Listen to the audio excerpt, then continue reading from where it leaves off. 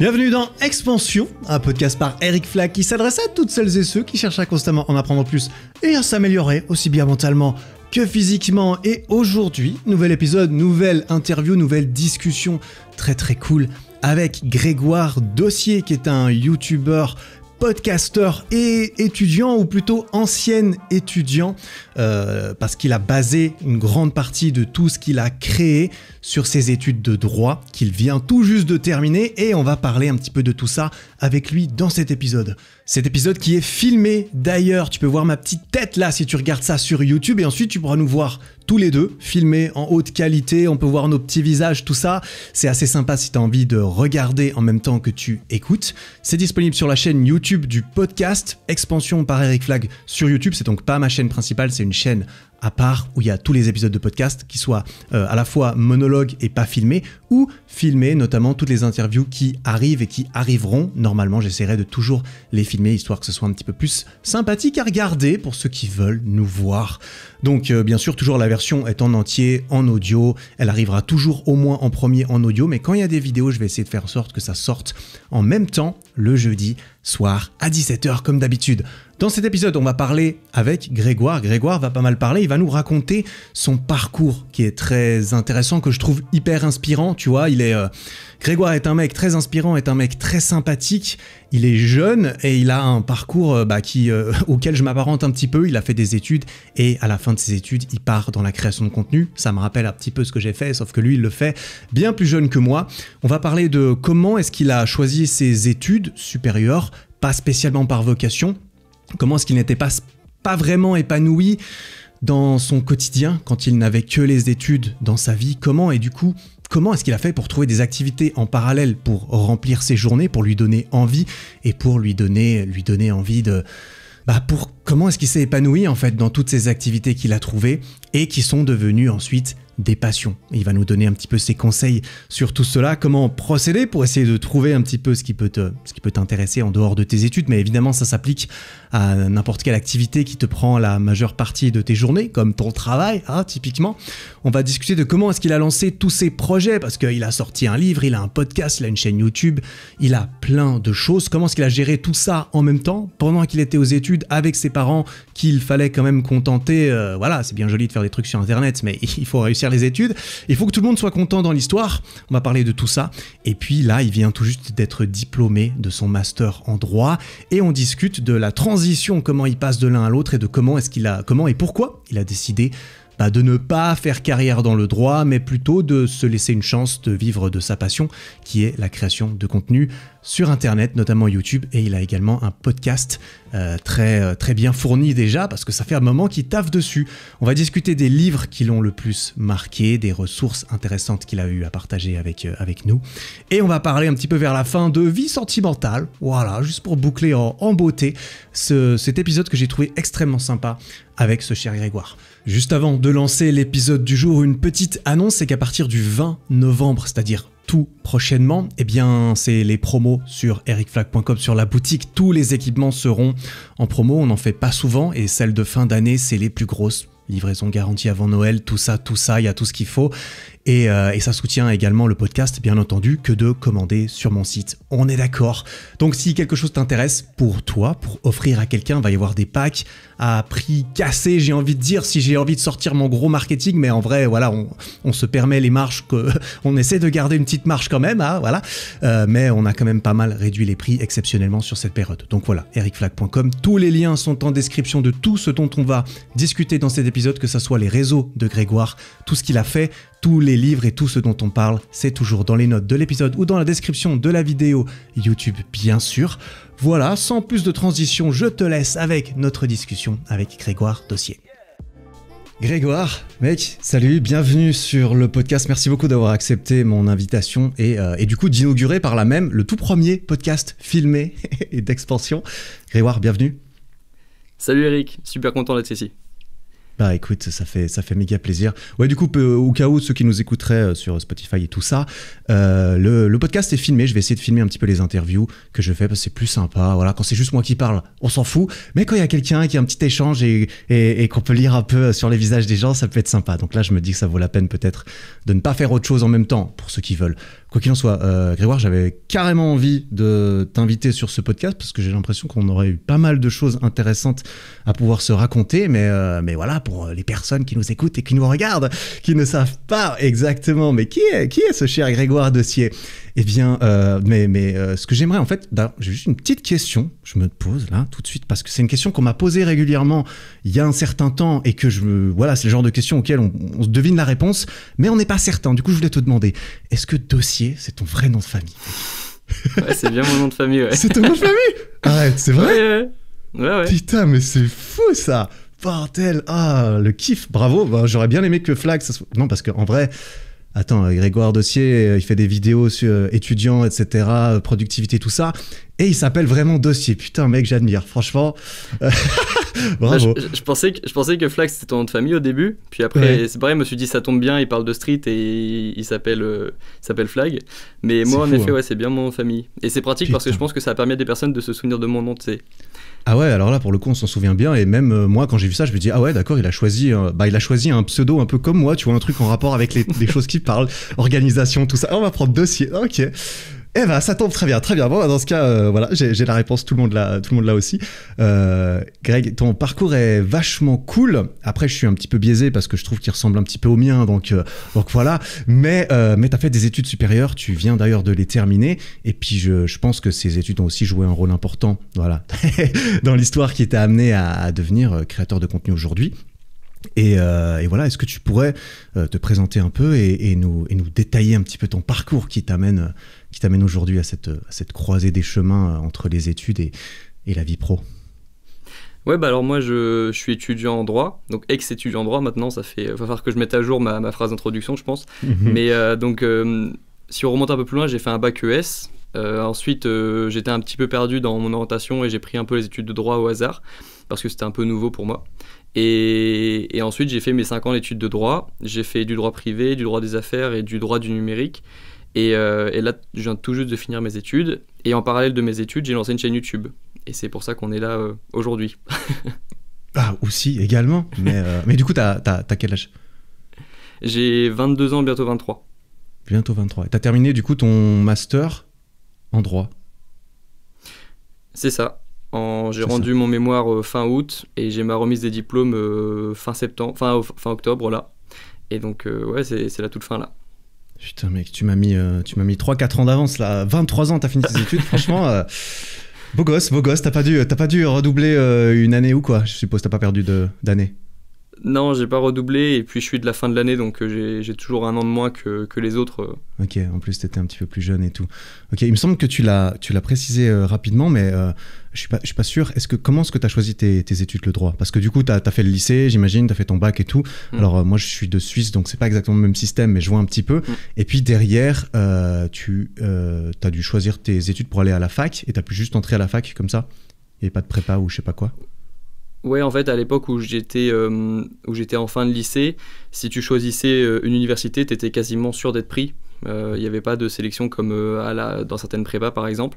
Et donc, moi, je savais que si je prenais l'université de droit à Tahiti, parce que j'étais à Tahiti à l'époque, j'étais sûr d'être pris. Et donc, c'était un peu facile pour moi et ça m'évitait de me poser pas mal de questions et d'attendre les résultats de la sélection, etc. Et en plus, le droit, c'était un peu nouveau pour moi. Il n'y a personne dans ma famille, très peu de personnes qui ont fait du droit. Et moi, j'aimais bien découvrir quelque chose. J'aime bien découvrir les choses que je connais pas. Et donc, le droit, ça me tentait. C'était pas des maths, c'était pas du français, c'était pas de l'histoire. C'était nouveau et ça me tentait bien. Ça tentait. Mais est-ce que t'as l'impression, parce que tu vois, moi j'ai fait des études de commerce, c'était pas entièrement par défaut que je les ai choisis, mais c'était peut-être un petit peu par élimination quand même. Est-ce que toi t'avais vraiment, tu le savais depuis un moment que tu voulais faire du droit, ou c'est au moment où t'es arrivé à la fin de ton lycée, tu t'es dit bon, qu'est-ce que je fais? Et là t'as pris une décision. C'était quoi? Je pense qu'il y a plusieurs choses. Il y a le côté nouveau pour moi, le fait que en fait au lycée t'as l'impression que accumules parfois un peu de retard dans les matières, les maths, le français, tu as l'impression d'avoir des prérequis parfois que tu as loupé. Et le droit, ça me permettait d'avoir la sensation de repartir à zéro. Parce que je savais que si je prenais des prépas scientifiques, par exemple, j'allais devoir rattraper déjà un niveau et ça me donnait pas vraiment envie de partir dans une nouvelle aventure en ayant l'impression déjà d'avoir du retard. Et le droit, ça me donnait cette sensation de repartir à zéro. Et puis en troisième, j'ai fait un stage. Donc troisième, c'est 3 ans avant le bac en France. Et j'avais fait un stage obligatoire chez un avocat. Pareil, que j'avais trouvé au hasard. Donc j'avais touché un petit peu vraiment du bout du doigt le monde du droit. Et je sais pas, peut-être que ça a joué en fait.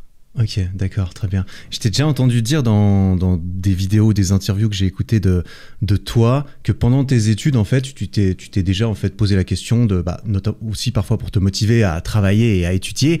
Tu te posais un peu la question, j'ai peut-être pas méga envie d'étudier ou de travailler, mais si je faisais pas mes études, je sais pas ce que je ferais d'autre, en fait.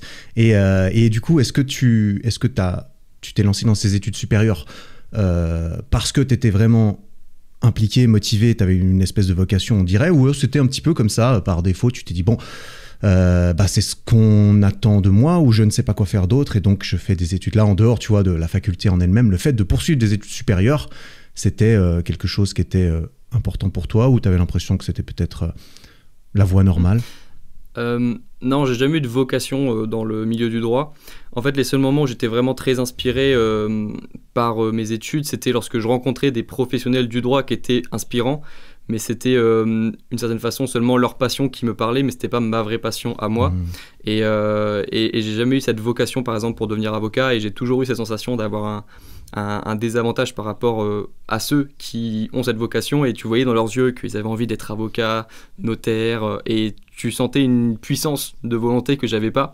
Et donc moi, là, je me rattachais seulement à cette question, qu'est-ce que je ferais si j'arrêtais mes études de droit, où est-ce que ça m'emmènerait? Et en fait, j'avais rien d'autre à faire, j'avais rien d'autre comme étude qui me donnait envie, donc ça m'aidait à me motiver à réviser mes cours. Mais c'était jamais par vraie vocation, c'était simplement par des petits stratagèmes pour essayer de me motiver moi-même, mais jamais de vocation. Ouais, je vois, ça me parle. Moi aussi, j'ai vu pas mal de gens dans les auditoires avec moi qui avaient l'air vachement plus passionnés par la matière en elle-même que moi, typiquement. Donc c'est vrai que... Et d'ailleurs, je me rappelle que tu avais dit dans une vidéo, ça va te parler, je pense que je vais te dire, tu avais dit que tu avais fait un master parce que c'était le plus dur. Tu savais pas exactement pourquoi tu l'avais fait, mais en fait on t'a dit que c'était le plus dur. Et j'ai eu exactement pareil en droit. Il y avait un master qui s'appelait le master DGCE. On m'a dit celui-là c'est le plus dur. J'ai pris ce choix-là. Donc c'est le plus dur. T'as fait le choix du challenge. Ouais. C'est ça, mais voilà, pour dire qu'il n'y avait pas vraiment de vocation, c'était plutôt de l'automotivation, mais bon, ça a ses limites aussi. Lorsque t'as pas cette vocation, ça se voit à un moment. Ouais, non, je comprends d'autant plus parce que moi, effectivement, c'était un petit peu comme ça que j'ai choisi le master par défaut. Donc, c'est vrai que le choix de ton master, tu voulais faire du droit, donc tu as fait ta licence. Et arrivé au master, tu devais choisir une spécialisation un petit peu plus spéciale. Et c'est là que tu n'avais pas une idée précise en tête et que tu as dû choisir un peu par élimination, quoi. Ça fait que 2 ans dans ma vie que je sais quoi faire de ma vie. Donc, ouais, j'ai toujours un peu zigzagué et j'étais vraiment la personne la plus indécise dans ma famille. Enfin, j'étais un peu l'éternel indécis jusqu'à il y a quelques années. Et donc, ouais, j'ai jamais su vraiment ce que je voulais faire de ma vie à part depuis 2019. Ok. Et pour revenir un peu sur ton parcours de création de contenu de YouTube, je sais que tu avais déjà lancé il y a longtemps des toutes premières chaînes YouTube sur les jeux vidéo, il me semble notamment, que tu as baigné un petit peu dans la culture de YouTube depuis un certain temps. Je suppose que ça a dû inspirer un petit peu de te dire, tiens, et si je faisais pas des vidéos moi aussi une fois pour voir, ça a l'air stylé. Comment est-ce que c'est arrivé ces idées de faire des vidéos? Comment est-ce que c'est né? Dans quel contexte est-ce que tu as commencé à faire ça? Je suppose que c'était en parallèle de tes études. Comment est-ce que ça s'est passé tout ça? Ouais, alors j'ai connu par exemple Cyprien sous le pseudo Mr Dream. Ouais. Donc, j'étais là depuis le début de YouTube en fait. Et donc oui, j'ai toujours adoré YouTube. Je ne sais pas comment l'expliquer, j'ai toujours adoré. Et en fait, j'ai lancé, je crois, 3-4 chaînes YouTube avant celle-ci. Mais je montrais jamais mon visage. C'était simplement cette envie d'essayer et juste envie de tester. Et j'ai lancé une chaîne qui s'appelait Grégoire iPod où je parlais de mon iPod que j'avais eu pour Noël. Ah, ça semble assez limité comme sujet de chaîne YouTube, mais non, 4 vidéos. Ouais, non, mais c'est bien, ça a permis de te faire tes armes, j'imagine. Ouais, j'ai eu une chaîne de foot où je réuploadais les matchs de foot juste après leur sortie. 2 chaînes qui existaient, qui étaient déjà énormes dans leur pays, sauf que je me faisais striker au bout de 30 minutes chacune de mes vidéos. Ouais. Donc en fait, elle a servi à rien cette chaîne, mais voilà, j'ai testé, j'ai eu une chaîne Clash of Clans, une chaîne Minecraft au cours du lycée, et en fait à chaque fois je le faisais l'été pendant les grandes vacances, et puis j'arrêtais parce que j'avais le lycée après où j'avais le bac à préparer, donc j'ai jamais montré mon visage sur toutes mes chaînes YouTube, sur les 3-4 chaînes YouTube que j'ai créées, et Grégoire Dossier, donc c'est justement pour ça, on parlait de mon nom de famille tout à l'heure, c'est parce que c'était pour moi la façon de... Lorsque j'ai commencé cette chaîne YouTube et que j'ai mis mon vrai prénom avec mon visage et que je parlais de moi personnellement, c'était ma façon à moi de m'engager et de montrer que cette fois-ci c'était du sérieux et que j'allais aller au bout de ce projet et que c'était pas une chaîne YouTube temporaire comme ça. Ah ouais, ça met tout de suite plus de pression quand tu montres ta tête, ton visage, tu mets ton vrai nom, ça met plus de pression en mode si j'arrête de faire ces vidéos 3 jours après, eh ben, tout le monde le saura, tout le monde saura que c'est moi, etc. Est-ce que est-ce que t'as eu peur à ce moment-là? Tu t'es dit vraiment, t'as vraiment vu ça comme un engagement sur la durée, sur ce que tu voulais faire, ou c'était... Ah oui, là c'était clair, c'était un engagement, surtout que moi je suis quelqu'un j'ai beaucoup de mal à m'engager, j'ai toujours eu plein de projets en tête, enfin pas toujours, mais j'ai toujours eu... ce syndrome, je crois que ça s'appelle le syndrome Léonard de Vinci, d'avoir envie de faire plein de choses, et puis au bout d'une semaine, t'as plus envie de faire ce que tu voulais faire il y a une semaine, et j'avais des gros problèmes d'engagement. J'ai remarqué que c'était ça mon vrai problème, c'était que j'avais des idées mais j'allais pas au bout, et puis ça commençait à me construire cette identité de personne qui allait jamais au bout de ses idées, et même ma famille le savait. Je disais un truc, ils disaient ok, bah très bien Grégoire, et puis ils savaient qu'une semaine après il y avait plus rien, et donc là je me suis dit que mon problème c'était l'engagement. Et j'ai signé un contrat avec moi-même.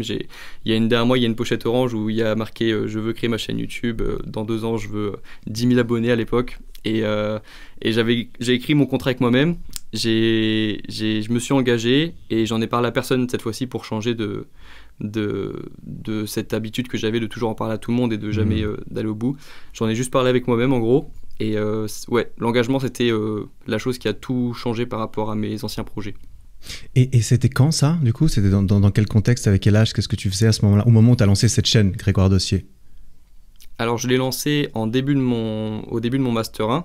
Donc, c'était pour moi en septembre 2019. Okay. Et j'ai cogité le projet 3 mois avant, au début de mes grandes vacances, après ma fin de licence 3. Donc, entre la 3e et la 4e année de droit, j'ai cogité et j'ai lancé le projet, j'ai mis en ligne ma première vidéo mi-septembre 2019. Ok, c'était quoi les ambitions, plutôt le projet que tu avais avec cette chaîne? Parce que tu étais aux études, tu étais en études de droit. Il me semble que c'était censé être tourné autour de ta vie d'étudiant en droit. Est-ce que c'était ça? Quel était l'étendue et l'horizon sur lequel tu te projetais à ce moment-là sur les sujets? Le projet, c'était d'améliorer la vie des étudiants. En fait, j'ai fait une transformation physique au début de mon lycée et début de mes études. Fin de mon lycée, début de mes études. Et je suis rentré dans ce monde-là de s'améliorer physiquement, mentalement, de se challenger, d'avoir des cours et le soir d'aller à la salle de sport et de vivre plusieurs vies, d'avoir une vie de sportif, une vie d'étudiant et une vie sociale à côté. Et j'ai tout de suite adoré cette façon de penser, d'être capable de faire plus de choses que ce qu'on pense. Et je réalisais que les étudiants autour de moi, ils n'étaient pas forcément dans cette même démarche. Et je trouvais ça dommage parce que lorsque, par exemple, j'emmenais un ami courir le week-end pour qu'il pense à autre chose que ses études, il se sentait bien après avoir couru. Et je me suis dit, mais il y a plein d'autres choses à mettre en avant. Quand j'ai commencé à lire des livres de développement perso, ça a changé un peu ma façon de penser. Je me disais, mais c'est super cool. En fait, il y a d'autres choses à faire. On peut aussi... on n'est pas obligé de lire tout le temps des cours de droit, il y a aussi d'autres livres qui sont intéressants à lire. Et je sais pas, j'avais cette volonté de partager un peu ce message-là. Et je trouvais qu'il y avait encore trop peu de contenu sur les étudiants. Il y avait très peu de chaînes, en fait, dans le monde des étudiants. Et même, ça fait que quelques mois, années que les étudiants sont plus mis en avant sur YouTube, je trouve. Avec les différents confinements qu'il y a eu, ils ont été beaucoup mis en avant. Mais initialement, les chaînes YouTube étudiants, c'était des chaînes de niche. Et je trouvais qu'il n'y avait pas encore assez de contenu. Donc je sentais que j'avais mon rôle à jouer là-dedans. Donc en fait, t'avais entre guillemets une certaine confiance dans ce que tu pensais pouvoir apporter parce que, si je comprends bien, tu avais déjà toi-même vécu une ou plusieurs transformations personnelles qui t'ont fait réaliser que en fait, tu pouvais probablement apporter quelque chose aussi vis-à-vis de ton expérience à tout le monde, quoi. Je trouve que ce qui me différenciait d'un autre étudiant, c'était le recul que j'avais. Parfois, parce que par exemple, lorsque j'ai commencé à m'intéresser à la nutrition, j'ai compris que ma santé était beaucoup plus importante que mes notes à l'université et que j'allais plus jamais sacrifier ma santé mentale et physique pour des meilleurs résultats, par exemple.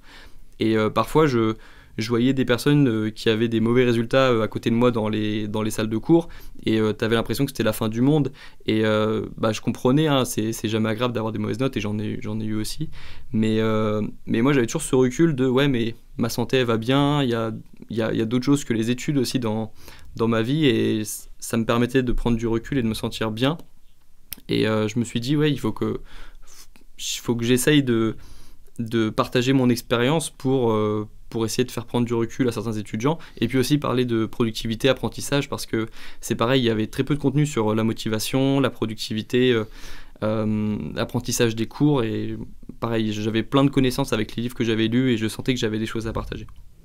Ok, ouais, c'est cool. Je vais revenir sur un truc que tu m'as dit avant, que je ne savais pas. Du coup, tu as dit que quand tu as commencé ta chaîne Grégoire Dossier, tu as ton petit carnet orange dans lequel tu as écrit des choses. Est-ce que c'était du coup des objectifs? Est-ce que tu peux m'en dire un petit peu plus sur ce carnet? Sans nécessairement révéler ce qu'il y a dedans, parce que ouais.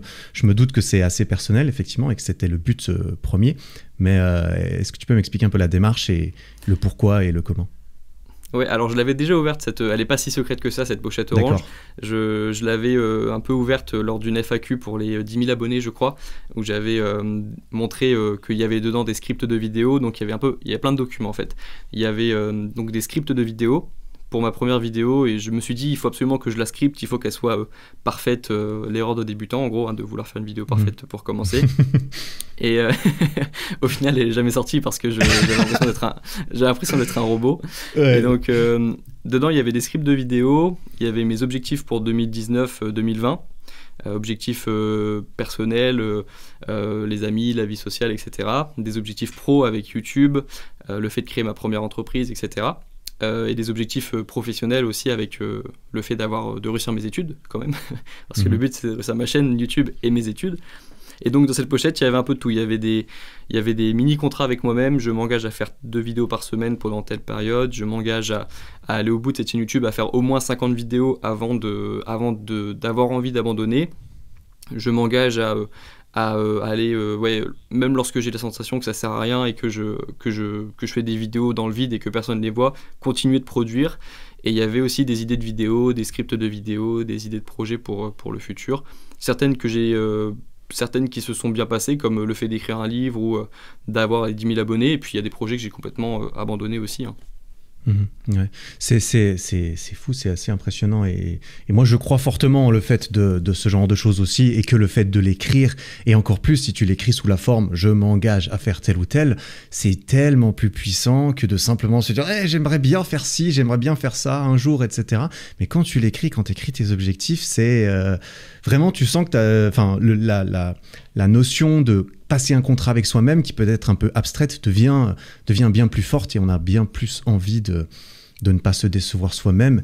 Et ça m'a fait tiquer entre guillemets quand tu as dit ça parce que moi j'ai fait exactement la même chose quand j'ai commencé. J'ai aussi écrit mes objectifs, là c'était genre après la deuxième vidéo, et évidemment en tant que bon futur créateur de contenu à succès, je me suis filmé en train d'écrire mes objectifs très ambitieux de façon à pouvoir les ressortir le jour où je les aurais atteints, tu vois. Alors, j'avais visé des trucs assez gros, donc c'est pas encore pour tout de suite, mais clairement, ça m'a marqué et j'ai toujours ce carnet d'objectifs collectif dans lequel je reviens écrire mes objectifs régulièrement. Et évidemment, comme tu l'as fait remarquer, eh bien, il faut pas voir ça comme un contrat, à mon avis, comme un contrat dur comme fer. Les objectifs, les envies, les projets, ça change et c'est normal qu'il y en ait qui changent, qu'à un moment donné, t'écris j'ai envie de devenir méga riche et qu'une année après, tu te dis bon, en fait, je suis assez bien là, comme ça, tu vois. Donc c'est normal à mon avis, mais je pense que c'est important de le préciser, histoire de réaliser de la flexibilité qu'on peut avoir dans ce genre de contrat. Mais c'est hyper cool, vraiment très inspirant. Ouais, tu veux... Et ouais, je voulais te remercier aussi, d'ailleurs, je fais un petit aparté, parce qu'en fait, dans cette période où j'étais en train d'écrire mes objectifs et que je commençais à acheter mon premier matériel de débutant youtubeur, j'avais ma première lumière, mes softlights, j'avais mon micro, j'avais ma caméra, c'était mon téléphone à l'époque, et je me sentais vraiment seul dans mon monde en fait à cette époque-là, parce qu'il n'y a évidemment aucun youtubeur dans ma famille, mes amis ils regardent YouTube mais en tant que consommateur, et jamais ils se sont dit que qu'ils allaient produire. Et t'as fait une vidéo un jour où t'as mis ta tentative de première vidéo où tu filmes à l'arrache avec ta GoPro et tu fais salut, c'est Eric Flag, si tu vois cette vidéo c'est que maintenant il y en a peut-être 20-30 maintenant, voilà, on va parler de street, on va parler de... et vraiment à l'arrache, et on sent que tu passes pas un bon moment quand tu filmes et que tu le fais parce que tu t'es engagé à le faire, et c'est exactement ce que j'avais ressenti quand j'ai fait mes toutes premières vidéos, c'est que c'était pas agréable. Je pensais que ça allait être facile parce que dans la vie je suis quand même assez sociable et j'ai pas trop de problèmes à aller vers les gens, mais quand je tournais dans mon petit studio pour faire mes premières vidéos, ça m'a fait du bien de voir un gars galérer aussi, et tu voyais qu'il passait pas un bon moment, et moi-même je passais pas un bon moment, mais je savais que c'était nécessaire pour passer à la 10e, 20e, 30e vidéo, etc. Ouais, oui, alors non, c'est pas drôle, là. Ça, je m'en souviens bien, et c'est aussi pour ça. Et ces images n'étaient jamais sorties en tant que vraie vidéo, parce que c'était juste ma première vidéo, tu vois. Et ma première vidéo, qu'est-ce que j'ai fait? J'ai sorti ma GoPro, je me suis filmé, et puis j'ai bégayé, je savais pas ce que je disais, même si j'avais un pseudo script, tu vois. Et le résultat était horrible. Et même j'avais essayé de rattraper cette vidéo parce que je m'étais obstiné avec le fait de ok, j'ai filmé ça, maintenant il faut que je le monte. Mais en fait, c'était un matériel dégueulasse, tu peux le monter autant que tu veux, c'était à chier. Et au final, j'ai fini par tout balancer 3 mois après et à tout refaire. Et c'est là que la première vidéo est venue, et que ces images, je les ai gardées, parce que moi, j'ai gardé tous mes rushs de toutes mes vidéos, et je les avais partagées plus tard. Donc tant mieux si ça a pu montrer la réalité. Je me suis dit, c'est à mon tour de le faire. Et dans une de mes prochaines vidéos, j'ai mis un extrait que j'ai jamais montré, où tu sais, je fais le clap, là j'arrive, je fais salut, c'est Greg, et je transpire l'hésitation, et on voit que j'ai les lumières dans les yeux, j'avais 2 lumières, je passais pas un très bon moment, mais j'étais content de le faire. Mais voilà, du coup je me suis dit c'est à mon tour maintenant d'assumer mes premières vidéos et de les mettre sur internet, et maintenant ceux qui vont faire leur première vidéo, peut-être qu'ils sentiront un petit peu moins seuls. Ah, je pensais bien, je me réjouis de voir ça. Et aujourd'hui, du coup, il y a moins cette appréhension, et tu te sens plus à l'aise maintenant, j'imagine, quand même. Bah non, aujourd'hui j'enregistre un podcast sur Expansion de Eric Flag, donc évidemment c'est que j'arrive au sommet, quoi. Ah, mais c'est pas moi qui vais te contredire, hein. Non, bien sûr. Extra. Mais du coup, par rapport à cette chaîne YouTube, tu l'as lancée, tu m'as dit, au 3-4e année de droit. Et c'était, t'avais quand même ta vie d'étudiant, t'avais tes études, etc. Et alors, je vais pré-répondre un tout petit peu à la question, parce que j'ai déjà écouté une de tes réponses qui ressemblait un petit peu.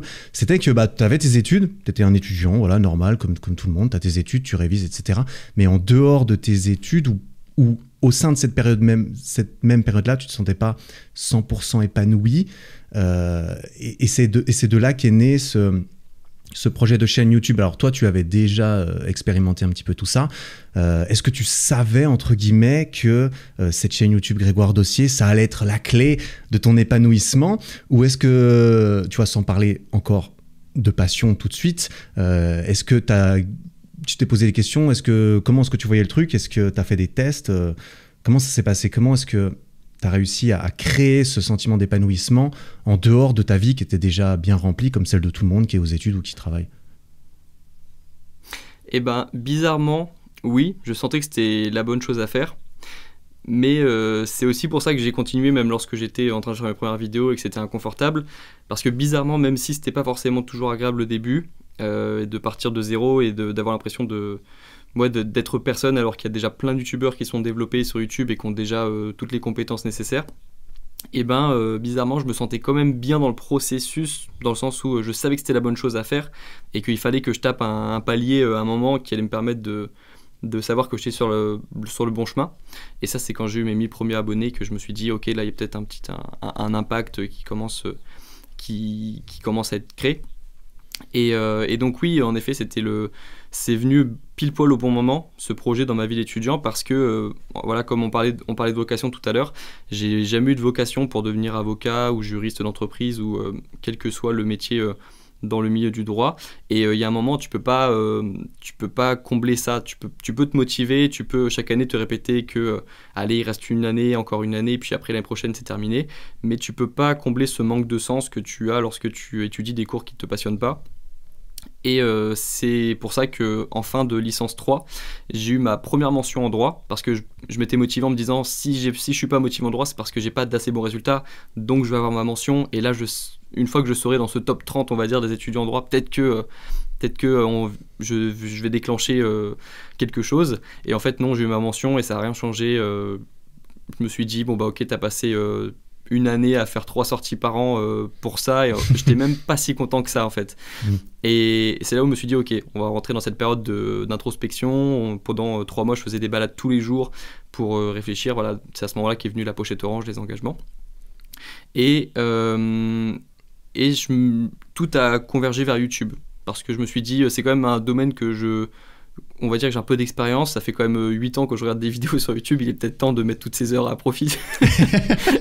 Essayer de rentabiliser tout ça. d'en faire quelque chose quand même. Et comme dans la vie, je suis pas le gars le plus timide, je me suis dit bon, peut-être que c'est mieux de faire des vidéos, même si au début j'ai fait des articles de blog plutôt que d'écrire des vidéos parce que j'avais peur de montrer ma tête. Et donc quand même j'ai eu l'idée de YouTube assez vite, et je me suis pas trompé parce que j'ai quand même senti que c'était la bonne chose à faire. Et ça a complètement changé ma vie d'étudiant, parce que le jour j'allais en cours et la nuit je faisais mes vidéos et j'aimais beaucoup mieux ce rythme. Et ça a redonné énormément de sens dans mes journées d'étudiant en master. Et trouver cela, alors tu avais toute cette expérience, mais est-ce que tu as eu un espèce de processus, une espèce de réflexion sur comment est-ce que tu as, entre guillemets, trouvé cette passion? Enfin, je ne sais pas si tu parles de passion aujourd'hui, en tout cas trouver une passion ou quelque chose qui vraiment t'animait, animait tes journées, même si tu passais 8 heures à faire quelque chose qui n'était pas ta vocation, parce que il fallait bien le faire et qu'il y a plein de choses qu'il faut faire, même quand on n'est pas super content. Tu trouvais quand même le plaisir, d'après ce que je t'avais entendu dire, tu montais tes vidéos, tu travaillais sur tes vidéos de 22h à 1h ou 2h du mat, et t'étais content dans ce rythme-là. Et malgré le fait que quelqu'un pourrait se dire mais putain, le mec il bosse 8 heures par jour, il bosse encore 4 heures en rentrant et il est plus content comme ça, tu vois.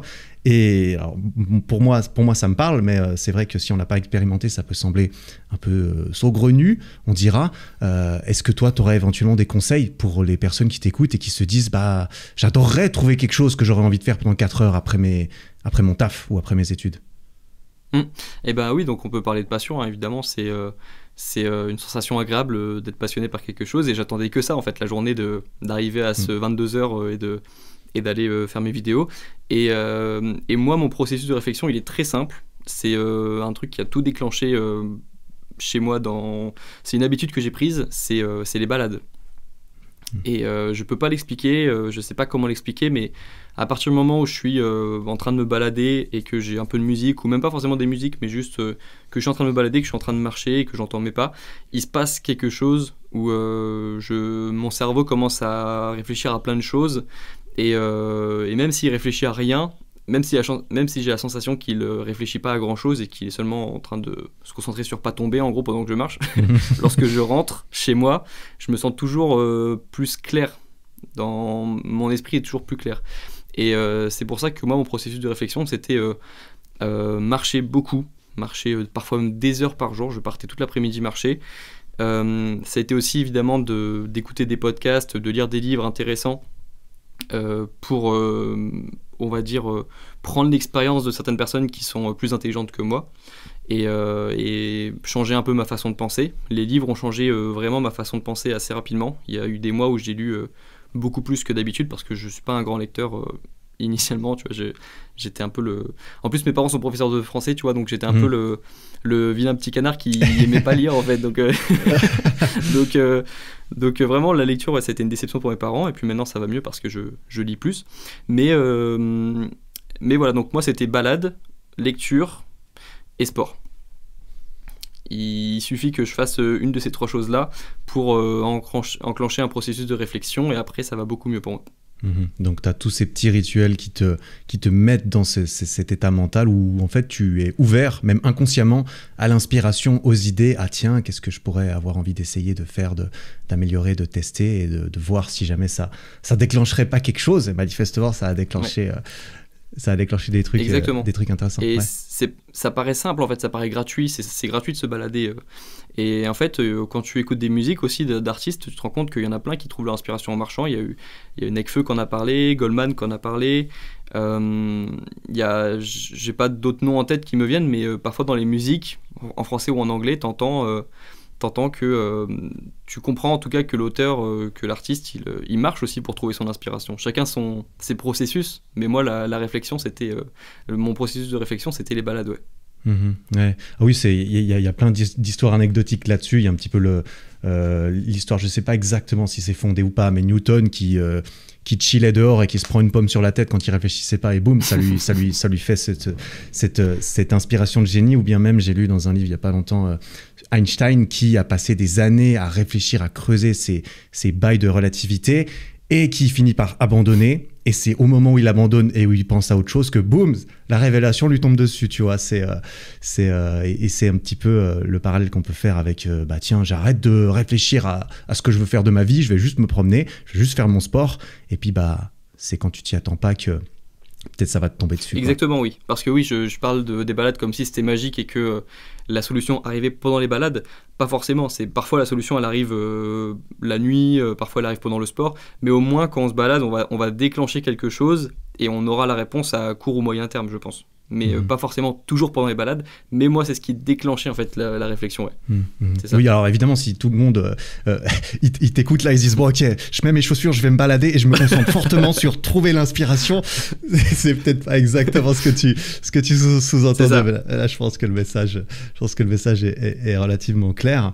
Et j'aime penser que ça a porté ses fruits un petit peu tout ça, parce que là, quand je regarde aujourd'hui tout ce que tu as fait du coup ces dernières années, parce que tout ce que tu as aujourd'hui tu as beaucoup de canaux de communication et d'activités, et sans parler du fait que tu as fait ça en parallèle de tes études, il y a ta chaîne YouTube, tu as un compte Instagram, tu as un podcast avec énormément d'épisodes, tu as une newsletter que tu envoies régulièrement, tu as des formations, tu as une boutique, tu as écrit un livre, putain, tu vois, quand on balance tout à la suite comme ça impressionne. Du coup, je me demande comment est-ce que tu as fait ça, surtout comment est-ce que tu as hiérarchisé tout ça ces derniers temps, ces dernières semaines, ces dernières années, au niveau de ton temps, au niveau de tes priorités, et puis est-ce que tu as fait ça tout seul ou est-ce que tu t'es entouré de personnes qui ont pu t'aider? Déjà, j'ai pas de copine. Donc, niveau temps. Bon point. Je note. Pas de copine. Ok, je vais rester célibataire encore un peu. Très bien. Non, mais ça me paraît important de le préciser, oui. Parce qu'il y a des potes qui me demandent comment tu fais, mais en fait, moi, je rentre le soir et. Enfin, j'ai pas de discussion comme ça, parce que tu sais, quand t'as ta copine, tu rentres le soir, tu discutes. Enfin, sans t'en rendre compte, tu peux discuter 1 heure, 1 heure et demie, tu regardes un film, etc. Et donc moi, je pense que ça a joué parce que je me suis demandé pourquoi j'avais l'impression d'avoir plus de temps que les autres. Donc je pense que ça, c'est une des raisons. Ensuite, il y a aussi des questions d'organisation, évidemment, et de volonté. C'est que le soir, lorsque je rentrais, j'allais directement sur mes projets. Il n'y avait pas ce moment où j'allais sur le canapé, etc. pour chiller, même si ça m'arrivait de le faire 10-15 minutes, mais ça prenait jamais des trop grosses proportions. Et puis ensuite, même moi, lorsque tu dis tout ce que j'ai fait là, ces dernières années, ça me paraît beaucoup la liste, mais c'est parce que je suis un grand fan aussi de l'effet cumulé et de faire des petites actions chaque jour. Et en fait, c'est une citation que j'avais lue de James Clear, que j'ai bien aimé, qui disait que Rome ne s'est pas construite en un jour, mais en posant des briques chaque heure. Et moi, j'aime bien cette idée-là, et je me dis que si chaque jour j'ai fait au moins un petit pas en avant, je suis content. Et donc en fait, moi, mon organisation, elle est simple. Tous les 3-4 mois, il y a un gros projet qui sort, que ce soit un livre, une formation, une grosse vidéo aussi qui m'a pris plus de temps que d'habitude.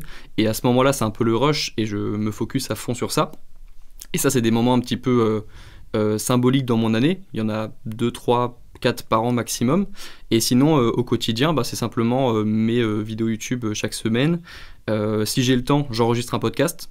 Mon podcast, c'est vraiment un projet comme ça, un peu sur le côté. C'est une fois que si j'ai un peu de temps, j'enregistre un podcast, mais j'ai pas de rythme comme toi de publication le jeudi, toutes les semaines, etc. Et la newsletter, c'est tous les dimanches matins. Et puis, en fait, je m'organise vraiment au quotidien. C'est-à-dire que je sais que le jeudi, enfin le dimanche, c'est newsletter. Les vidéos YouTube, en ce moment, c'est le lundi. Et puis, il faut juste qu'elles soient sorties à ce moment-là. Et puis, je mets tout mon temps dedans aussi. Donc, voilà. Ouais, c'est ça. Ça me semblait assez évident comme réponse, c'est que tu devais effectivement pas être un soir sur deux retrouvé ivre-mort dans la rue à la fin d'une soirée, quoi. Ou un week-end avec ta meuf tous les week-ends non plus. J'imagine qu'effectivement, on est bien d'accord que ça demande une priorisation, et certains pourraient voir ça comme des sacrifices, mais je suppose que t'as pas ressenti ça comme des sacrifices monstrueux du côté vie sociale ou autre chose. Ou bien, comment est-ce que tu as vécu ça? Non. Et puis là, jeudi soir, j'étais à Caen pour une soirée à Caen, donc dans ma ville où j'ai fait mes études. Donc il y a aussi des moments évidemment de vie sociale. Et en fait, c'est juste que je fais les choses à fond maintenant depuis quelques années. Et puis lorsque je suis avec mes amis, je pense pas trop au travail. Et puis lorsque je rentre, je suis super content d'enregistrer un podcast. Et oui, c'est juste que on va parler de la passion peut-être, mais je peux pas vraiment l'expliquer. Je suis juste content lorsque je fais ça, et si je m'en éloigne un petit peu, je me sens moins bien. Et donc j'ai pas vraiment de secret, c'est juste que j'aime ce que je fais. Ouais, non, ça me parle, et effectivement c'est plus facile quand on aime ce qu'on fait, on est d'accord. C'est plus facile de le faire et de le faire beaucoup. Petite question par rapport à tous ces projets que tu as lancés les uns après les autres au parallèle de tes études. Alors je suppose qu'à partir du moment où tu réussissais tes études et que tu réussissais ton contrat vis-à-vis de la société et de tes parents, il n'y avait pas de souci, mais quelle a été entre guillemets la réaction de ton entourage proche vis-à-vis de ces projets parallèles, tes parents notamment? Je suppose que c'est les premiers concernés si tu habitais chez eux, voire même tes potes. Est-ce qu'il y a eu du soutien, de l'incompréhension, j'attends de voir ce qui se passe, comment ça s'est passé? Ok. Alors mes parents n'ont pas été au courant avant la 5e ou 10e vidéo, parce que je voulais vraiment faire ça en sous-marin et pas trop en parler avant avant qu'il y ait au moins la première vidéo de publier. Franchement, mes parents, ils ont été super cool. Ils m'ont demandé si je voulais mettre quand même mon nom de famille, parce que faut pas oublier qu'il y a 10 ans, on nous disait de pas mettre notre vrai prénom sur Internet et d'utiliser un pseudo. Et donc, je me suis retrouvé à réfléchir un peu à ça, mais au final, ils ont vraiment pas été dérangeants dans le processus. Ils m'ont pas mis d'obstacle. Ils voulaient juste que je finisse mes études. Et puis pour le reste, ils me faisaient confiance. Et mes potes, ils étaient contents, ils se sont tous créés des faux comptes pour que je monte à 20 abonnés au moins, tu vois. Mais les meilleurs, ça c'est des bons potes, Ça c'est des bons potes. Et je leur disais juste, faites-moi un petit feedback à la fin de la vidéo, dites-moi ce que vous en avez pensé, etc. Et donc au final, j'en ai pas parlé à tant de personnes que ça. Il y avait juste mes très bons potes et ma famille au bout de la 5e, 10e vidéo. Mais j'ai vraiment pas eu de résistance du côté de ma famille ou de mes amis. C'était à moi de vaincre ma propre résistance, mon propre syndrome de l'imposteur, mon propre besoin de légitimité, mais le combat c'était surtout par rapport à moi-même. Ouais, j'imagine. Et quand tu es arrivé gentiment au bout de tout ça, parce que là aujourd'hui tu as terminé tes études, c'est ça, donc tu as ton master, tu as tout ce qu'il faut pour continuer sur la belle voie de l'avocat, du notaire, du juge, du juriste, ou je ne sais pas exactement quels autres débouchés il y a, je suis pas un expert. Là, je suppose que tu as dû prendre, ou tu as pris une décision concernant la suite, et que là aussi, non seulement il y avait cette décision, mais là peut-être que la question de mes parents, parce que mes parents ils sont contents si je réussis mes études, ils me laissent faire mes projets, il n'y a pas de souci, mais comment est-ce qu'ils ont vécu le fait que peut-être tu n'allais pas continuer dans ce domaine d'études précis à la fin, et comment est-ce que toi tu as vécu cette période? C'est tout frais, il me semble, quand même. Oui, alors c'est tout frais alors je suis diplômé très récemment diplômé d'un master en droit, mais L'avantage, c'est que mes parents, chaque semaine, quand j'étais à Caen, j'habitais plus avec mes parents, hein, j'avais mon appartement étudiant, et donc je les appelais régulièrement le soir lorsque j'allais à la salle de sport, c'était toujours le moment où je les appelais. Et donc ils ont vraiment été au contact du projet, et donc ils ont bien vu l'évolution, et ils ont bien compris que YouTube, c'était pas une plateforme qui allait s'écrouler dans les prochaines années, et que c'était pas simplement un truc à la mode, et que c'était aussi un endroit où il y avait plein de créateurs, de créatrices qui font du bon travail et qui ont un impact et qui donc ont des résultats à côté, ont des entreprises et ils finissent par en faire leur métier parfois. Et donc ils ont assez vite vu que c'était sérieux, et ils savaient depuis au moins un an et demi que si je pouvais en faire mon métier, j'allais pas devenir juriste à la fin de mes études. Et moi-même, je l'ai su assez vite que j'allais finir mes études, mais que j'allais pas continuer en droit. Et eux, ils l'ont compris. Et donc, franchement, ils savaient très bien. On a eu une conversation l'autre jour. Ouais, on a eu une conversation l'autre jour où j'ai envoyé mon diplôme à mes parents et je leur ai dit c'est bon, j'ai fait mon job. Et ils ont dit vas-y, vole, vole de tes propres ailes. Contrat rempli. Ma part du contrat. Contrat rempli, ouais. Ah putain, c'est beau, ouais, c'est bien. Et c'était cool parce que c'était leur façon. C'est là où j'ai vu que oui, ça faisait longtemps qu'ils avaient compris que c'était ça ma vraie passion, et que maintenant ils étaient juste contents que j'ai fini mes études en fait. Et en plus, donc c'était cool ce moment-là. Ouais. En plus, en parallèle de tes études, tu as commencé à sérieusement construire tout ça. Eux, ils ont pu voir les résultats. Et tu as aussi commencé à gagner ta vie en faisant ça en parallèle des études, ce qui est un argument qui doit aussi aider, d'autant plus si tes parents te suivaient au quotidien et ont pu assister à l'évolution de jour en jour. C'était d'autant plus palpable pour eux de se dire « Ok, mon fils, il part pas juste faire le clown dans sa chambre sans perspective d'avenir ou financière. » C'était vraiment bien plus « Ok, ah ouais, c'est sérieux, ça bouge, il y a un retour, etc. » Et ça, c'est vrai que pour papa et maman qui n'ont pas vécu avec YouTube quand ils avaient 14 ans, bah, c'est pas toujours facile à comprendre, j'imagine. Ouais. C'est incroyable qu'ils aient cette ouverture d'esprit et de faire confiance comme ça à leur enfant vis-à-vis d'une plateforme qu'ils connaissent pas, qu'ils regardent très peu. Ouais, je suis assez admiratif de ça, et j'essaierai de faire pareil dans quelques années lorsqu'il y aura une nouvelle plateforme et qu'on m'expliquera que c'est... Quand ta fille elle ira sur le TikTok de 2028 ou 2035, il faudra être ouvert d'esprit aussi à notre tour. C'est ça, ouais. Ah putain. J'essaierai. Ok, mais du coup là maintenant là, les études sont terminées. Grégoire, il est créateur de contenu à plein temps. Félicitations, bienvenue au club, j'ai envie de dire. Par rapport à la suite de ton parcours maintenant, ça m'intéresse aussi beaucoup parce que autant les études et tout ça, t'en as beaucoup parlé, t'as aussi beaucoup centré ton contenu autour de cela, et c'est de là que va naître ma prochaine question. C'est que j'ai clairement l'impression, et c'est un fait, qu'une bonne partie de l'identité de créateur de contenu que tu t'es forgé ces dernières années s'est forgé autour de la vie d'étudiant, autour du contenu pour les étudiants, que ce soit tes études à toi, avec éventuellement des vlogs sur ta vie d'étudiant, des conseils pour les étudiants en général, même si on est d'accord que c'est des choses qui s'appliquent à beaucoup de personnes. Quand tu parles de productivité et d'organisation, tout le monde peut y trouver son compte, mais sur YouTube, c'est pas plus mal de cibler un petit peu et de nicher un tout petit peu, et c'était une bonne idée, je pense, de t'adresser aux étudiants. Mais il y a beaucoup de choses comme ça, le livre des étudiants, le podcast des étudiants. Il y a Grégoire Dossier qui lui peut tout et rien dire, et ça c'est bien parce que c'est entre guillemets ta marque personnelle et tu en fais ce que tu veux. Mais comment est-ce que tu te projettes maintenant que toi-même tu n'es plus étudiant vis-à-il de ton contenu? C'est ça, c'est la plus grande question que je me suis posée cette année, la question la plus importante. Et il y a plein de personnes aussi qui pensaient dans ma communauté que c'est bon, j'allais arrêter les vidéos pour étudiants, et m'ont dit non Grégoire, arrête pas. Adieu Grégoire. J'ai encore besoin de conseils. Ouais, c'est ça. C'était un plaisir Grégoire. C'était bien tant que ça a duré. Ouais, c'est ça. Mais en fait, pas du tout. Comme je leur ai expliqué lorsque j'ai rencontré ces personnes, je leur disais que j'avais encore un pied dans le monde des étudiants, parce que ma sœur est encore étudiante, j'ai des amis qui sont étudiants, et moi, c'est pas parce que je suis plus étudiant maintenant que j'ai oublié ces 5 dernières années, en fait. Il y a encore plein plein de vidéos à faire sur le sujet, et tant que je sens que j'ai pas fini mon travail qui était initialement d'améliorer le monde des étudiants, et que j'ai pas mis toutes les meilleures vidéos possibles que je pouvais faire sur le sujet, j'arrêterai pas.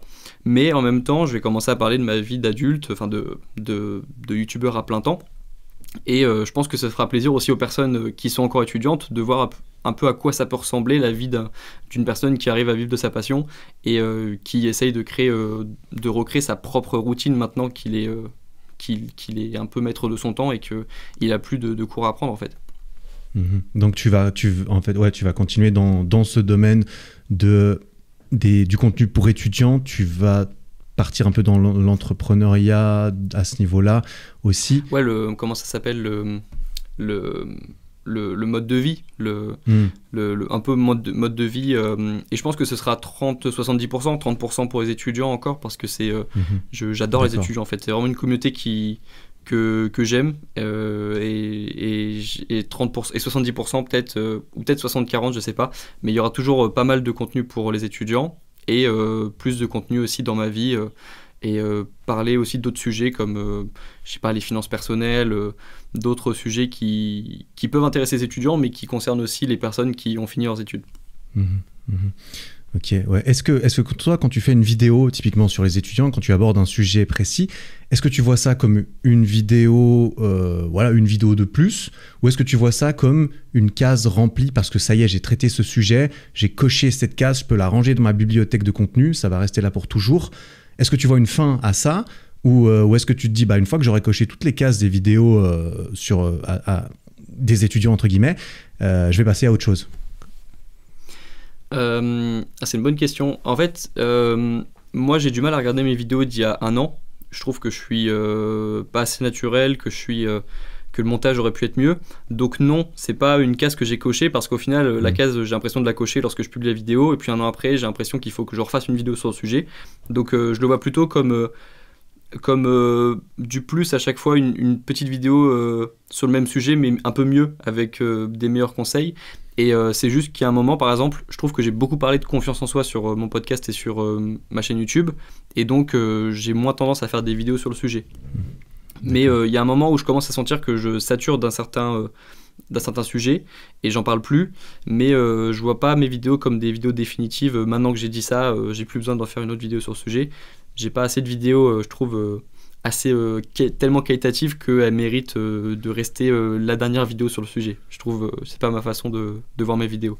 Ouais, c'est marrant. Ça me fait penser un peu ça me fait refléter sur ma façon de faire pour mes vidéos, parce que moi j'ai tendance à considérer ça comme une bibliothèque, et quand je fais typiquement un tutoriel sur un exercice, j'ai pas l'intention d'en faire deux, mais c'est vrai que quand je regarde certains tutos d'il y a 1 an et demi, je me dis autant la matière ça va, on n'a pas réinventé le monde depuis, autant c'est vrai que j'aurais pu ne pas filmer ça de façon dégueulasse en fait.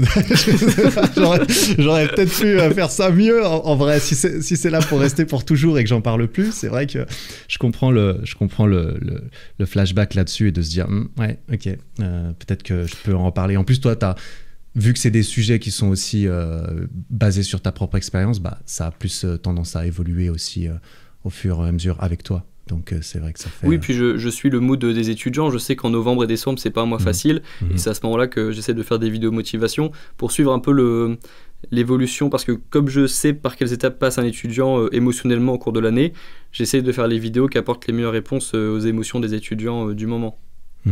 Ok. Et donc ça, c'est chaque année, parce que chaque année, il y aura des étudiants qui seront démotivés en novembre, il y aura des étudiants qui rechercheront une méthode de travail en septembre, donc j'essaie de suivre un petit peu ça. Ouais, c'est assez cyclique quand même comme contenu. D'autant plus pendant les vacances et tout ça, je suppose.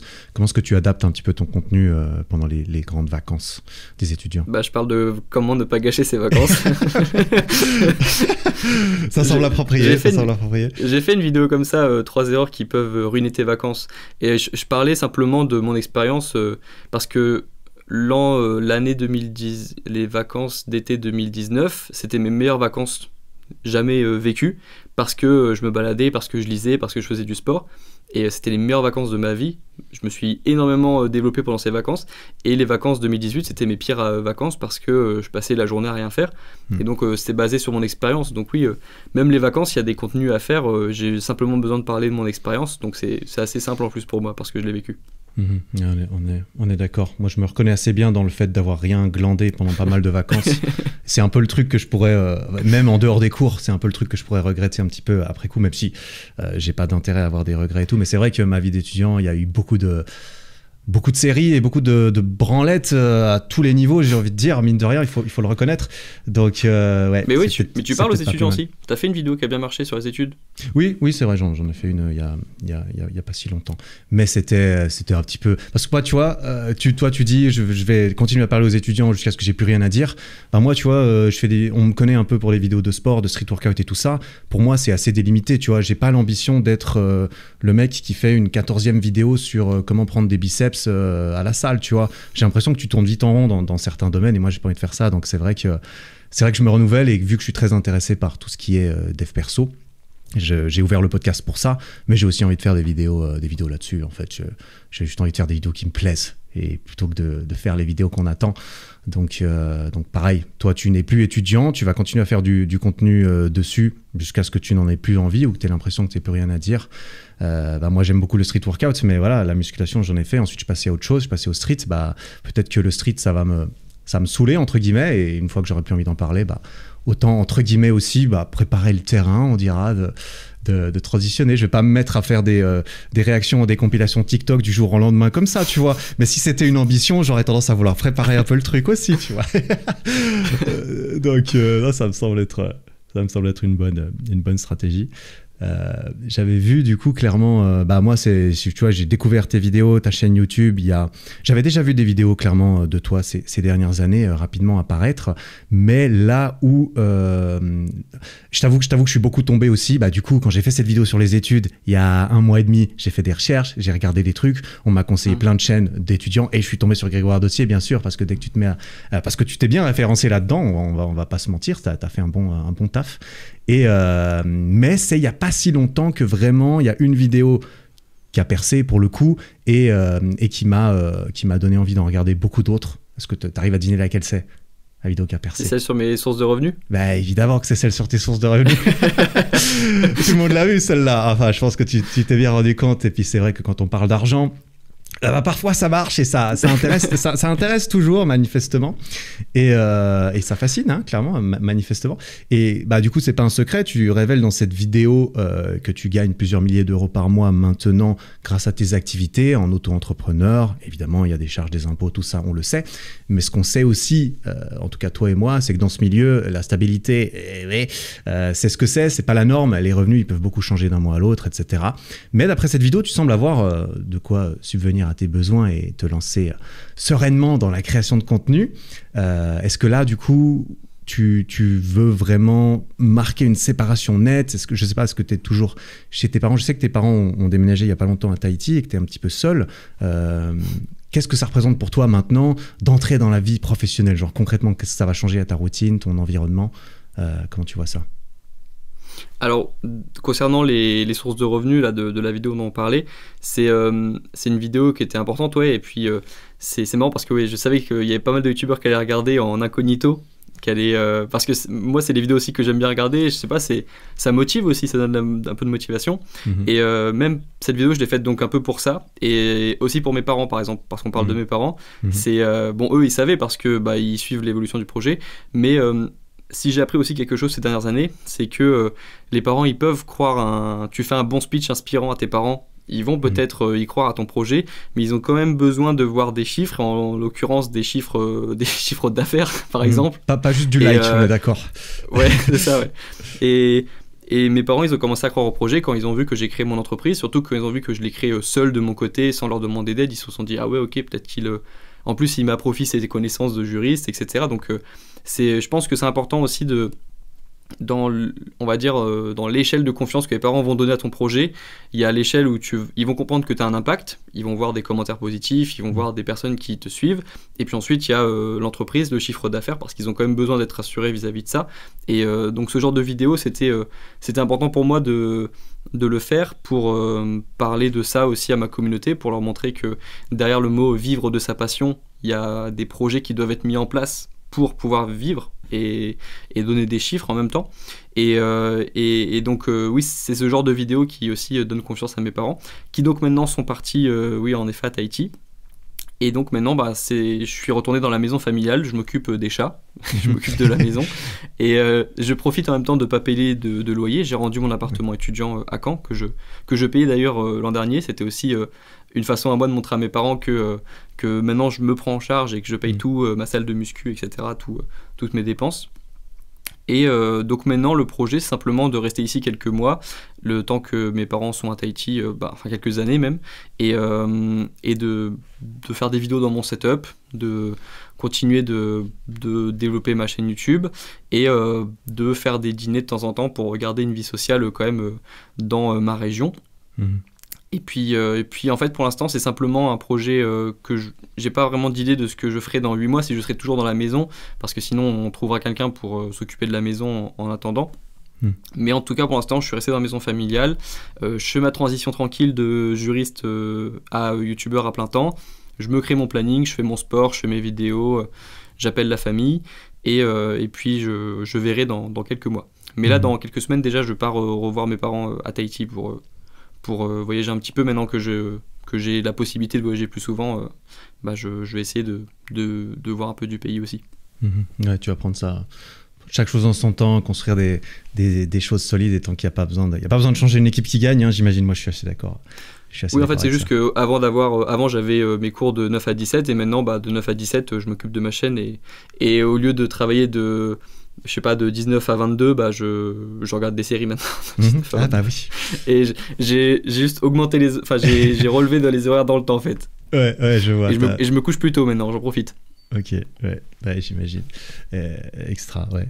Une des premières choses, je t'avoue, qui m'a frappé la première fois que j'ai cliqué sur une de tes vidéos et qui m'a tout de suite intéressé, c'est que dans ton décor, sur ton bureau, tu mets souvent des livres. Et que moi j'aime bien les livres et je regarde. Alors t'as toujours les étagères derrière, mais il y avait ces livres et on pouvait voir ce que c'était. Et j'ai tout de suite remarqué que c'était que des livres que j'avais lus et que je trouvais cool, tu vois. Donc je me suis tout de suite dit, tiens, ce mec a l'air intéressant. Il y avait Deep Work de Cal Newport. Je me souviens que tu avais le livre de Fabien Olicard, tu avais Factfulness, et même The War of Art de Steven Pressfield, un livre que j'ai adoré et sur lequel tu as même fait une vidéo entière, et un livre qui m'a beaucoup parlé, et je pense que ça a été le cas pour toi, manifestement. Ma question par rapport à ça, c'est que voilà, tu lis beaucoup de livres, il n'y a pas de doute.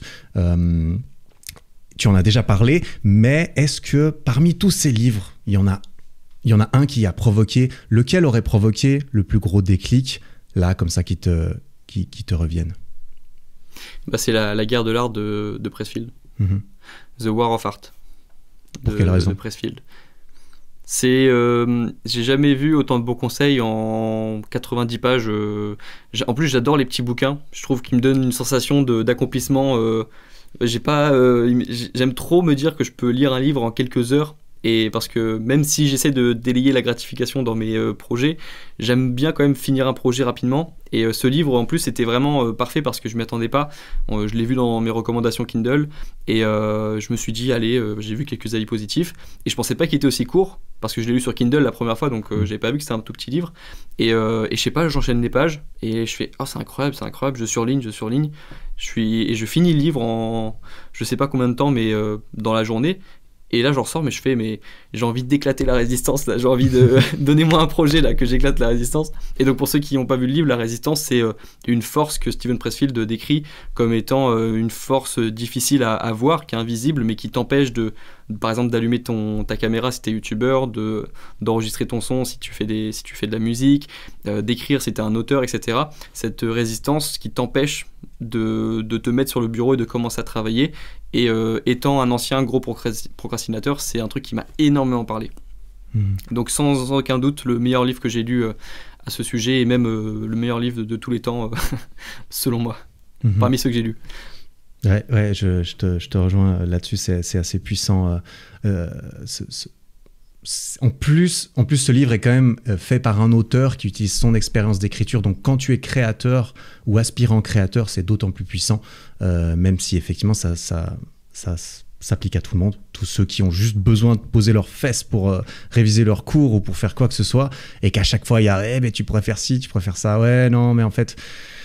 La Résistance qui discute, qui fait des allers-retours avec toi. Ouais, j'ai adoré ce livre et c'est vrai que je peux que le recommander. Je peux du coup aussi recommander la vidéo que tu as faite dessus qui entre un peu plus en profondeur pour ceux qui hésitent à faire le pas, même si c'est un petit livre et que c'est très gratifiant, je suis d'accord avec toi, de te dire j'ai lu un livre. Et en fait, j'ai lu un livre, ça peut vouloir dire j'ai lu 80 pages ou j'en ai lu 600, tu vois.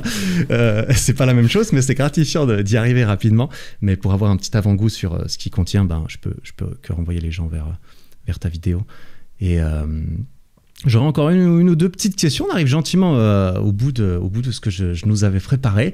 Il y a quelque chose dont tu as déjà parlé un petit peu. Je vais mélanger deux sujets en fait. Je vais mélanger les relations amoureuses et le sport, histoire de pouvoir rentrer rapidement dans ces deux derniers sujets qu'on a pas trop abordés. J'ai cru entendre quelque part que tu te serais mis à la musculation ou au sport peut-être encore plus à proprement parler au moment de ta rupture, de ta dernière rupture, parce que là tu nous as dit ouais je suis célibataire, du coup c'est parfait, j'ai plein de temps, mais ça n'a pas toujours été le cas manifestement. Donc tu as vécu cette rupture, ça a manifestement provoqué pas mal de réflexions, de déclics et de changements dans ta vie. Est-ce que la muscu ou le sport, parce que c'est le seul exemple que j'ai entendu, t'a vraiment aidé dans cette période à part entière de façon précise, ou est-ce que ça a été vraiment un moment où beaucoup de choses ont été remises en question et que tu t'es vraiment concentré sur ton développement global, parce que le cliché de aller prendre des bras pour reprendre confiance en soi après la rupture, c'est très bien, ça marche, mais ça peut engendrer d'autres actions et réflexions. Comment est-ce que tu as vécu cette période ? Donc oui, j'ai commencé la musculation quand j'avais 17 ans et demi, et j'ai en effet connu une rupture à 17 ans et demi, et c'était mon premier amour, donc une fille qui était à Tahiti, hein, c'était quand j'étais à Tahiti, je suis rentré en France quand j'avais 18 ans. Et ouais, en fait, forcément à cette époque-là, j'ai rien construit. J'ai pas de fondation. J'avais ma copine, quoi. C'était ma vie. Et donc forcément, quand tout ça s'arrête, j'avais plus rien sur quoi me concentrer. C'était c'est juste que au lieu d'aller chez elle le soir après les cours, j'allais chez moi et je jouais aux jeux vidéo avec mes potes. Donc oui, j'avais des potes quand même, hein, heureusement, je pense pour ma santé mentale c'était important. Et mais bon, quand t'es en rupture, t'es content d'avoir des potes, mais en même temps tu repenses toujours à ce que tu faisais avant avec ta copine et t'es pas dans un bon mood. Et en plus, moi j'habite à Tahiti, donc à ce moment-là, et à Tahiti tu passes 90% de ta vie torse nu, et forcément quand tu commences à croiser des gars baraques à chaque fois que tu te déplaces, tu commences à en avoir marre, tu te dis bon c'est à mon tour là, tu vois. J'en ai marre, tu vois. Et donc ces deux facteurs réunis m'ont poussé à m'inscrire en salle. Et c'est à ce moment-là en plus que je me suis rendu compte qu'il y avait plein de gars aussi qui étaient en rupture dans la salle de sport, ça m'a fait du bien, tu vois. On était tous réunis.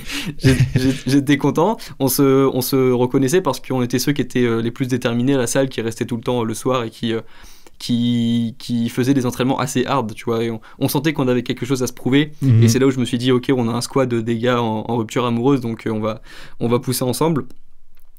Et donc cette rupture m'a fait au final du bien, hein, enfin je dis ça 6 ans après, et ça m'a montré aussi cet intérêt de construire, d'avoir des fondations et de pas dépendre d'une seule personne, de pas dépendre d'une chose. Et maintenant j'ai ma chaîne YouTube, j'ai les projets qu'on a cités depuis le début, j'ai ma vie sociale, j'ai ma vie perso, ma vie familiale, et il faudrait vraiment qu'il y ait un séisme dans tous les domaines de ma vie pour que tout s'écroule, comme j'ai eu la sensation que tout s'est écroulé en terminale, et j'ai l'impression que je commence à construire un petit peu ma vie et que ça devient difficile de tout détruire d'un coup, et ça c'est ce que ma rupture m'a appris, ouais.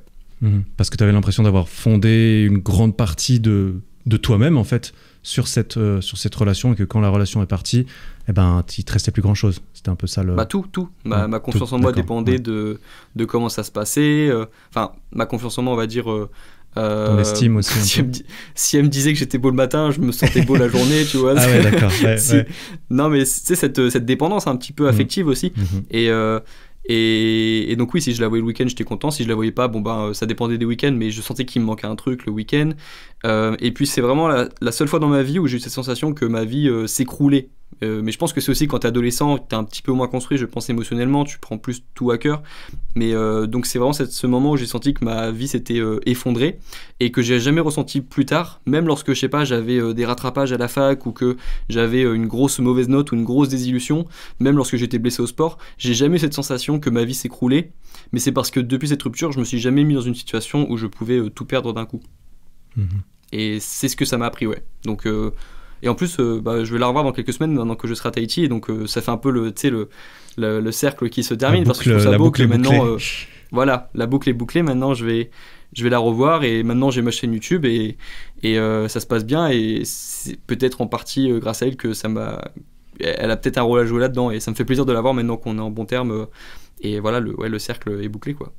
La boucle est bouclée. Et donc, depuis cette expérience, tu t'es jamais remis dans une relation très sérieuse, en tout cas.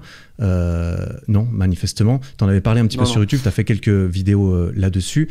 Quelle est ta vision vis-à-vis de ça, rapidement, même si c'est vrai que tu en as déjà parlé en vidéo? C'est un choix délibéré ou ça s'est juste pas produit?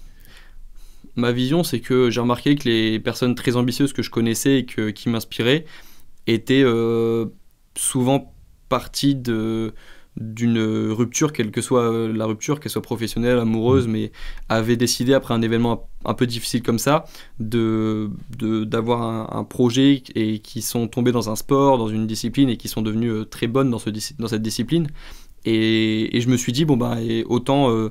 je sais pas, autant concentrer les efforts que je mettais dans mon couple, je vais les mettre dans mes projets. Et c'est ce qui m'a donné cette force, cette énergie aussi.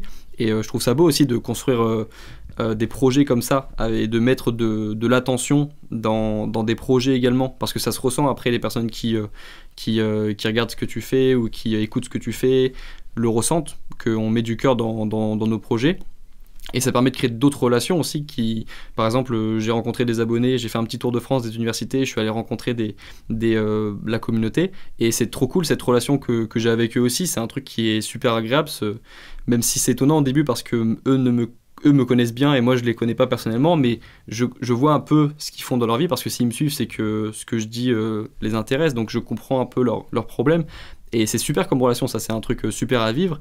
Et puis en même temps, il y a quand même des relations à côté, pas forcément amoureuses, mais j'ai quand même une vie sociale, on va dire. Mais c'est juste que je suis jamais retombé dans cette relation amoureuse. J'ai jamais réussi à retrouver ça avec une autre fille, c'est vrai. C'est un truc qui forcément, tu y penses de temps en temps. Mais je pense qu'elle arrivera dans les prochaines années. Mais c'est vrai que j'ai jamais retrouvé ça. Et est-ce que tu as l'impression maintenant, au vu de comment tu te projettes un petit peu à l'avenir, que éventuellement ta situation professionnelle et de créateur va interférer avec cette future relation? Je pense pas parce que c'est aussi pour ça que j'ai essayé de faire le maximum d'efforts ces 2 dernières années. C'est parce que je voulais vraiment poser les fondations et maintenant c'est beaucoup plus simple pour moi parce que mes vidéos prennent moins de temps, parce que je suis plus à l'aise devant la caméra, enfin tout est plus simple. Et maintenant, si je fais rentrer quelqu'un dans ma vie, cette personne, elle va rentrer dans ma vie une fois que YouTube est déjà dans ma vie aussi. Donc, elle aura pas...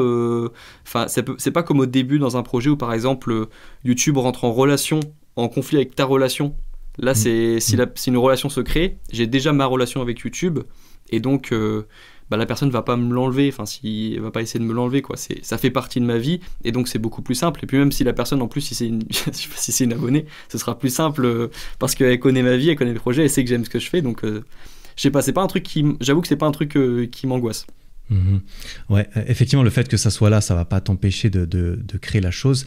Là où je me dis que ça pourrait être un frein, et là je te parle d'expérience personnelle bien sûr pour me fonder ça, c'est que le fait de faire entrer quelqu'un dans ta vie quand tu es entre guillemets une personnalité publique, etc., que tu as cette relation avec YouTube et que donc tu as cette relation avec les abonnés et d'autres personnes, enfin tu vois ce que je veux dire, bien sûr, ça peut intimider, ça peut attirer les mauvaises personnes, ça peut influencer de cette façon-là également.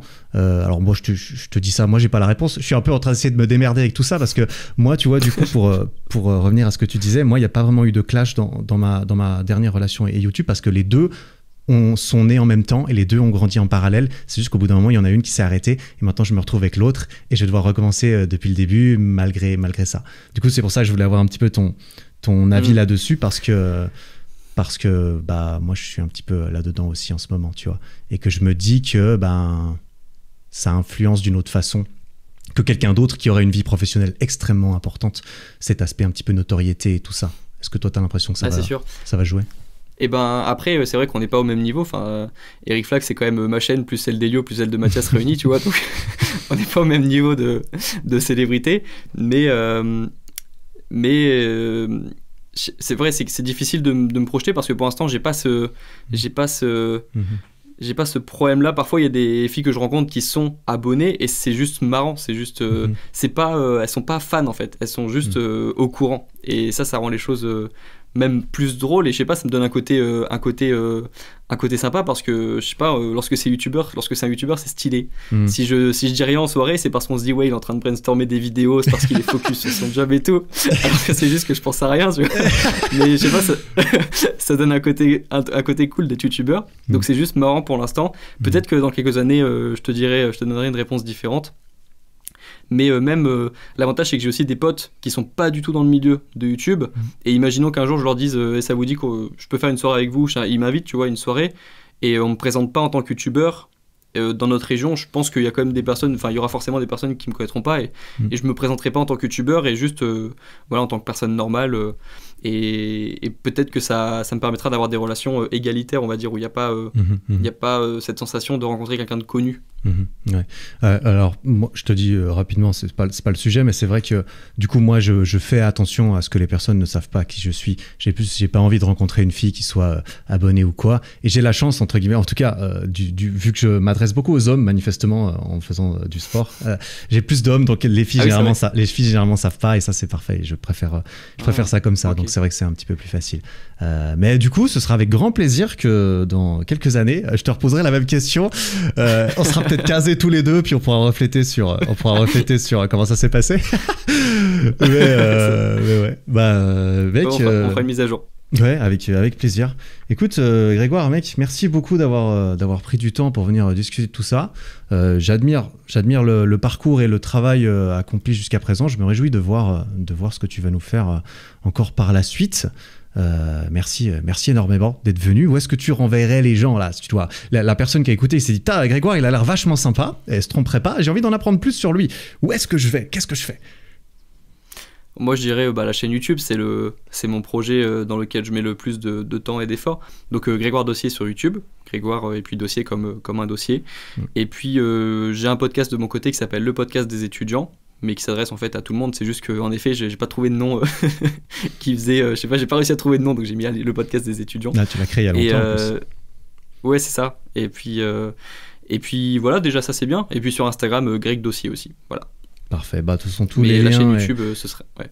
Tous les liens et tout ça, je mettrai ça dans les notes ou la description de la vidéo et les notes de l'épisode. Donc, mec, merci encore d'être venu. Et puis, à très bientôt. Merci à toi. C'était quand j'ai vu que tu me suivais sur Instagram, ça m'a fait trop plaisir. Et quand tu m'as proposé le podcast, encore plus. Donc, merci à toi de me permettre de parler de mes projets aujourd'hui. Ça fait trop plaisir. Et comme je te dis, tu as été une inspiration aussi au début de ma chaîne YouTube. Et je regarde toujours tes vidéos depuis. Et puis, ça m'a aidé à faire mes débuts qui étaient les plus durs. Donc merci beaucoup. Et puis vrai plaisir d'avoir pu discuter de tout ça. Et puis dans quelques années pour la suite, la mise à jour peut-être sur les relations amoureuses. un plaisir si j'ai pu mettre une petite brique dans ta construction de Rome.